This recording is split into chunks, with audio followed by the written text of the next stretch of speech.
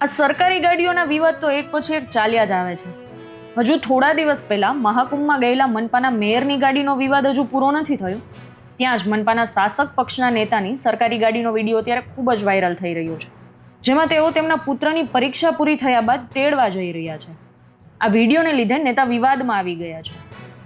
આ નેતાની સ્પષ્ટતાને લઈને પણ એક વિડીયો સામે આવ્યો છે, જેમાં શાસક પક્ષના નેતા તેની સ્પષ્ટતા પણ રજૂ કરી છે.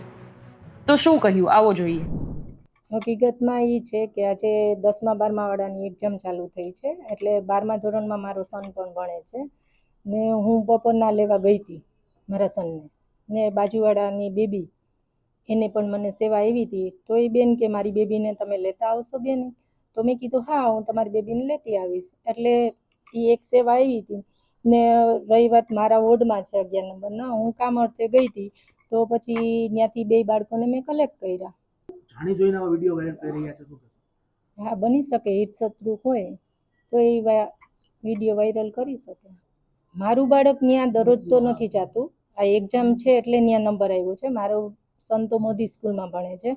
ને રહી વાત 12મા ધોરણની, તો 12મા ધોરણની જ્યારે 10મા 12માની એક્ઝામ ચાલુ થતી હોય ત્યારે આપણે હરેક નાગરિકનું ફરજ બને કે એ બાળકોને સ્કૂલે પહોંચાડવા, ટાઈમસર એ એક્ઝામ દઈ શકે. તો એમાં મેં મદદ કરી છે, બીજું કોઈ ખોટું કાર્ય કર્યું નથી.